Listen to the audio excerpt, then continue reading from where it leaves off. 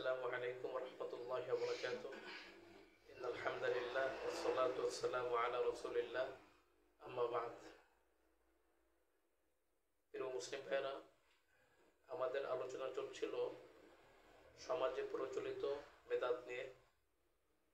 এই মাজলিসে আলোচনা করব কিয়াম করা একটি বড় বেদাত। রাসূলুল্লাহ সাল্লাল্লাহু আলাইহি ওয়াসাল্লামের উপর সালাত সালাম পেশ করা একটি ইবাদত, কিন্তু সালাত ও সালাম পেশ করার সময় দাঁড়ানো এবং ব্যক্তি বিশেষের রচিত সালাত ও সালাম পেশ করা, এটা হলো বেদাত। এর মধ্যে দাঁড়ানোর কারণ যদি রাসূলুল্লাহ সাল্লাল্লাহু আলাইহি ওয়াসাল্লামকে হাজির নাজির মনে করে দাঁড়ানো হয় বা উপস্থিত মনে করে দাঁড়ানো হয়, তাহলে এটা শিরক হবে। আর যদি রাসূলুল্লাহ সাল্লাল্লাহু আলাইহি ওয়াসাল্লামকে হাজির নাজির মনে না করে দাঁড়ানো হয়, শুধু তার সম্মানার্থে দাঁড়ানো হয়, তাহলে এটা সম্পূর্ণ বেদাত হবে। যদি হাজির নাজির মনে করেন নবীকে, তাহলে শিরক হবে। আর যদি শুধুমাত্র সম্মানার্থে দাঁড়ায় এবং নবীকে হাজির নাজির মনে না করে, তাহলে এটা সুস্পষ্ট বেদাত হবে। তো কিয়ামের প্রচলন ঘটে 751 হিজরি সনে। খাজা তকিউদ্দিন সুবকির দরবারে একজন কবি নবীজির নামে বিভিন্ন কবিতা আবৃত্তি করতে থাকে।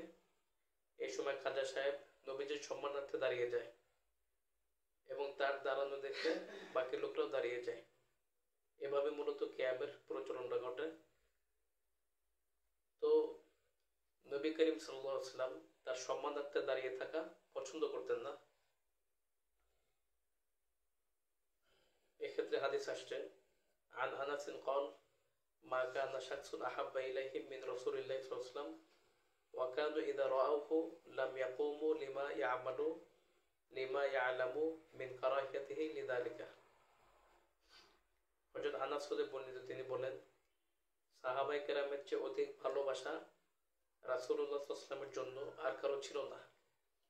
তারপরও যখন তারা নবীকে দেখতেন তখন দাঁড়াতেন না, কারণ তারা জানতেন যে নবী সাল্লাল্লাহু আলাইহি ওয়াসাল্লাম এটা পছন্দ করেন না।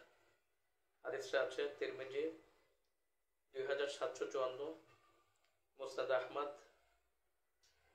12345 নম্বর হাদিস।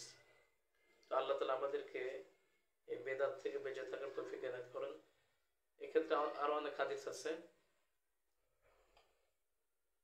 একবার হযরত আমির মুয়াবিয়াকে দেখে দুজন বিখ্যাত সাহাবী আব্দুল্লাহ ইবনে জুবাইর এবং আবু সুফিয়ান দাঁড়িয়ে গিয়েছিলেন। তখন আমির মুয়াবিয়া তাদেরকে নিষেধ করছেন এবং বলছেন, রাসূলুল্লাহ সাল্লাল্লাহু আলাইহি ওয়াসাল্লাম থেকে আমি শুনেছি যে ব্যক্তি এতে আনন্দ লাভ করে যে লোকেরা তার জন্য দাঁড়িয়ে থাকুক, সেই জন্য তার ঠিকানা জাহান্নাম তৈরি করে নেয়। সামি'তু রাসূলুল্লাহ সাল্লাল্লাহু আলাইহি ওয়াসাল্লাম ইয়াকুল মান সাররাহু আইয়াতামাসাল্লাহু আর-রিজালু কিয়ামান ফালইয়াতাবাওয়া মাকআদাহু মিনান নার। হাদিসটা তিরমিজি 2755 নম্বর হাদিস, মুসান্নাফ ইবনে আবি শাইবা 26095 নম্বর হাদিস, মিশকাত 4299 নম্বর হাদিস। আল্লাহ তাআলা আমাদেরকে এই বিদআত থেকে বেঁচে থাকার তৌফিক দান করুন। আমিন ইয়া রাব্বাল আলামিন। আসসালামু আলাইকুম ওয়া রাহমাতুল্লাহি ওয়া বারাকাতুহু।